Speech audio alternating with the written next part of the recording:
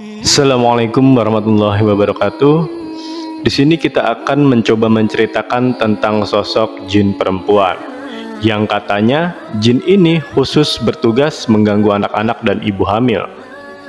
Dan bahkan dikatakan jin satu ini adalah penyebab dari seorang ibu keguguran kandungannya dan seorang anak menangis tak jelas ketika waktu maghrib tiba. Karena maghrib adalah waktu di mana jin-jin kuat keluar dari sarangnya untuk mengganggu manusia. Maka benarkah kisahnya? Inilah kisah Ummu Sibyan.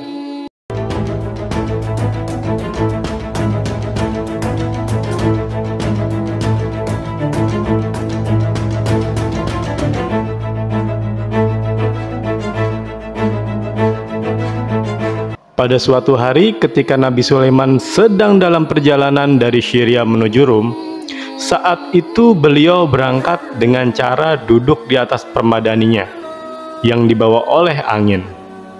Dan saat itu pula malaikat Jibril dan malaikat Mikail ikut dalam perjalanan tersebut. Di tengah-tengah perjalanannya, Sulaiman dan rombongannya dikejutkan oleh sosok penampakan jin yang sangat aneh. Jin itu menyerupai wanita tua dengan gigi seperti gading gajah. Ditambah lagi dengan rambut dan bulu yang menyerupai pelepah pohon kurma. Badannya pun tercium aroma bau dan tak sedap. Kemudian jin aneh ini juga punya hidung yang mengeluarkan semacam asap. Suaranya seperti petir yang menggelegar kuat dan dahsyat. Dengan lolongan seperti serigala dan ringkikan seperti keledai, digambarkan pula bentuk dari jin ini memiliki mata yang menyala berwarna merah. Yang bikin semakin menakutkan adalah postur tubuhnya sangat tinggi besar.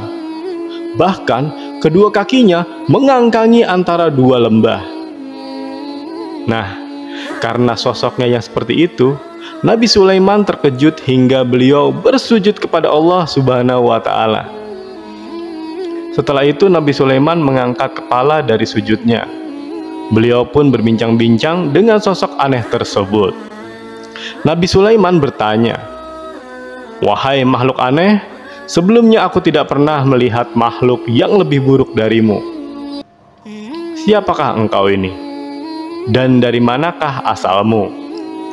Sosok itu pun menjawab, Aku adalah Hammah bin Hammah, atau anak perempuan dari iblis. Orang-orang memanggilku Ummu Sibyan, dan aku tinggal di udara antara langit dan bumi. Ummu Sibyan ini diartikan sebagai ibu penyakit sawan. Sebagaimana orang Indonesia pasti tidak akan asing lagi jika mendengar istilah sawan. Dan kata sawan ini memiliki dua arti. Yang pertama, orang-orang dulu mengartikannya sebagai kemasukan roh halus, yang biasanya terjadi pada bayi usia di bawah 2 tahun. Tapi menurut pendapat yang kedua secara logis, sawan itu diartikan sebagai penyakit kejang atau epilepsi. Lalu Nabi Sulaiman lanjut bertanya kepada Ummu Sibyan. Beliau berkata, "Lalu manusia seperti apa yang biasanya engkau ganggu?" Ummu Sibyan pun menjawab, "Aku menguasai manusia yang memiliki akhlak yang buruk. Aku juga menguasai manusia yang jauh dari Allah." Makin penasaran Nabi Sulaiman bertanya lagi, "Lalu bagaimana caranya engkau mengganggu manusia?" Ummu Sibyan pun menjawab, "Aku biasanya masuk melalui aliran darah lalu masuk ke dalam uratnya. Terus aku juga bisa masuk lewat barang apapun yang manusia bawa. Aku bersama bala tentaraku akan menempati tempat-tempat yang tidak ada penghuninya. Dan akulah sumber dari segala penyakit yang berbahaya. Aku dan anak buahku seringkali mengurangi harta milik orang yang berdagang. Selain itu, aku jugalah yang membuat bayi menangis dan membuat wanita keguguran, mandul, dan juga keburukan lainnya." Nabi Sulaiman yang mendengarkannya sempat terdiam. Lalu beliau melanjutkan bertanya, "Memangnya bagaimana cara engkau membuat bayi menangis? Dan bagaimana pula caranya engkau mengurangi harta para manusia?" Ummu Sibyan pun menjawab, "Wahai Nabi Allah, kami bisa bertukar wajah dan berubah sesuai dengan apa yang kami inginkan. Kemudian kami bisa mengikat rahim perempuan serta membunuh anak-anak yang masih ada di dalam rahim. Kami masuk ke perut lalu menendang bayi yang masih di dalam rahim hingga si ibu keguguran. Kami memukul wajah bayi, memukul persendiannya, makan dagingnya, dan bahkan sampai meminum darahnya. Kami juga memukul wajah anak itu hingga ia menangis tak berhenti-henti. Dalam keseharian, mungkin kita sering lihat anak-anak yang menangis tak jelas ketika datangnya. Dalam keseharian, mungkin kita sering lihat anak-anak yang menangis tak jelas ketika datangnya maghrib. Dan gak hanya itu, terkadang mereka menjerit dengan mata terbelalak ke arah tertentu seperti sedang melihat sesuatu. Dan tak jarang pula anak-anak sering demam tinggi hingga berakibat fatal, yaitu kematian. Kemudian untuk bagaimana cara aku mengambil harta manusia, yaitu dengan cara menjerit dan meraung sehingga manusia lari meninggalkan hartanya. Lalu aku dan bala tentaraku akan meniup hartanya hingga habis tak tersisa. Setelah itu Nabi Sulaiman mengikat Ummu Sibyan dan juga bala tentaranya dengan sebuah perjanjian. Nabi Sulaiman mengikat dengan perjanjian kepada Allah SWT, mengikatnya dengan ahdu, merantainya dengan besi dan juga memenjarakannya di dasar lautan. Kemudian di saat itu malaikat Jibril menyarankan kepada Sulaiman supaya Ummu Sibyan ini dibakar. Dan pada saat itu Ummu Sibyan memohon supaya dirinya tidak disiksa karena menurutnya hanya Allah SWT yang pantas untuk menyiksanya. Ia juga memohon untuk diringankan siksanya. Dan dari situlah Nabi Sulaiman membuat suatu perjanjian dengan iblis terkait 7 perkara. Dan inti dari 7 perkara itu adalah bahwa Ummu Sibyan bersama dengan bala tentaranya dilarang untuk mencelakai anak cucu Nabi Adam.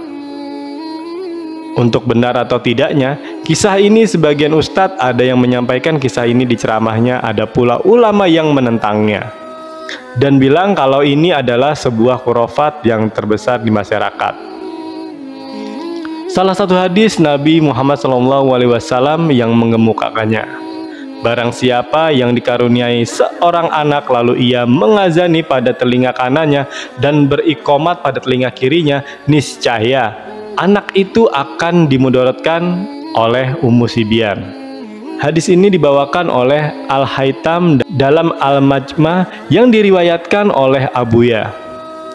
Di dalamnya terdapat seorang rawi yang bernama Marwan bin Salim Al-Ghifari, sedangkan ia ditinggalkan karena kedustaannya.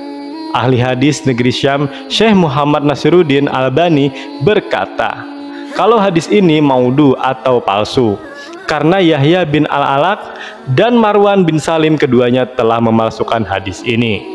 Kesimpulannya adalah bahwa hadis Nabi SAW yang berkata tentang Ummu Sibyan adalah maudhu atau palsu. Di samping itu ada hadis yang serupa yang dijelaskan dalam Sahih Muslim.